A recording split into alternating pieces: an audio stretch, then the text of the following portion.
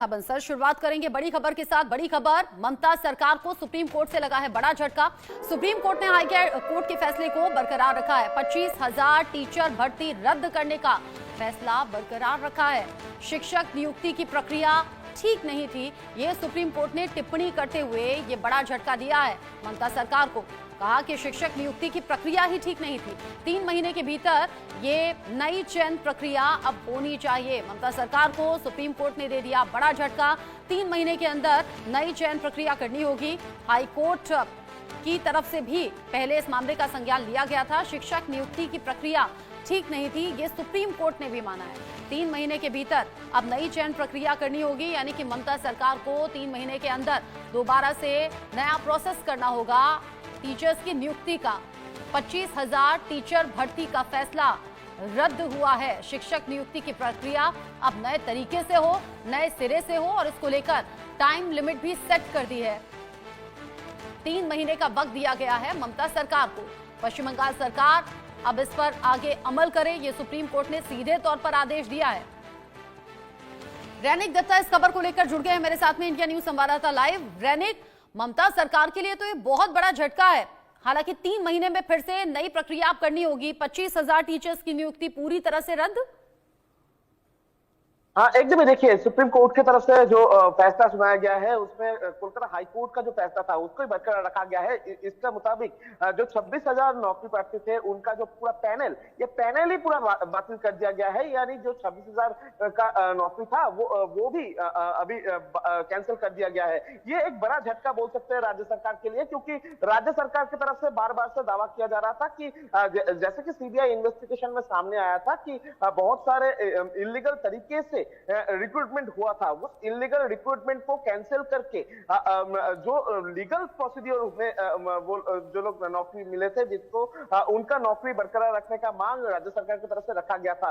मगर दूसरी तरफ सीबीआई की तरफ से जो दलील पेश किया गया था उसमें सीबीआई ने दावा किया था कि ये जो एसएससी का 2016 साल में जो नियुक्त प्रक्रिया हुआ था उस प्रक्रिया में देखा गया था बहुत सारे ऐसा क्वेश्चन पे ऐसा आंसर शीट भी मिला है जिस आंसर शीट पूरा ब्लैंक है। यानी ब्लैंक आंसर शीट देने पर भी उनको पास करवा दिया गया है और उनको नौकरी मिला है। इस तरीके का सबूत भी सीबीआई के पास है और इसी को देखते हुए सीबीआई ने डिमांड रखा था कि एसएससी का जो पैनल, जो पूरा पैनल था, यानी 27,275 लोगों का जो पैनल था वो पूरा पैनल को ही कैंसिल कर दिया जाए। उसी मुताबिक कोलकाता हाई कोर्ट की तरफ से भी ये इसको मान्यता देते हुए पूरा कैंसिल किया गया था। उसके बाद ही सुप्रीम कोर्ट में जब इस पूरा मामले को लेकर मूव किए थे राज्य सरकार, और राज्य सरकार का ये जो मामला, इस मामले पर राज्य सरकार की तरफ से दावा किया गया था कि जो लोग इलीगल तरीके से रिक्रूट हुआ था, यानी करीब 5,000 के ऊपर जो नौकरी प्रार्थी इलीगल तरीके से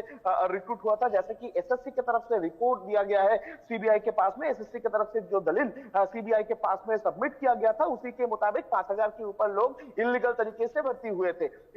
उनका कोई सबूत नहीं मिल रहा है, उनका कोई डॉक्यूमेंट्स नहीं मिल रहा है, ऐसा सीबीआई के पास एसएससी की तरफ से बताया गया था। उसी मुताबिक राज्य सरकार ने अपील किए थे कि ये जो 26,000 जो नौकरी प्रार्थी है इनको छोड़कर जो इलीगल तरीके से भर्ती हुए थे उनका जो पैनल, वो पैनल को कैंसिल किया जाए। मगर सीबीआई की तरफ से जो दलील पेश किया गया था वो देखते हुए सीबीआई की तरफ से एकदम स्पष्ट किया गया है कि राज्य सरकार का ये जो एसएससी का पैनल है, यानी पूरा टोटल जो 26,000 पैनल और इसके पहले जो 1,000, यानी टोटल 27,275 लोगों का ये जो पूरा पैनल, ये पैनल को ही कैंसिल किया जाएगा और इसमें जो लोग नौकरी करते थे उनको अगले 3 महीने के अंदर ये जो पूरा वैकेंसी है, ये पूरा वैकेंट प्लेस को राज्य सरकार को जिम्मेदारी लेकर 3 महीने के अंदर फिर से रिक्रूट करना पड़ेगा नया तरीके से। और इसके साथ साथ ही सीबीआई की तरफ से ये भी स्पष्ट कर दिया गया है सुप्रीम कोर्ट की तरफ से कि जो नौकरी प्रार्थी 2016 साल में इस नौकरी मिलने पर दूसरा नौकरी, यानी दूसरा सरकारी नौकरी छोड़कर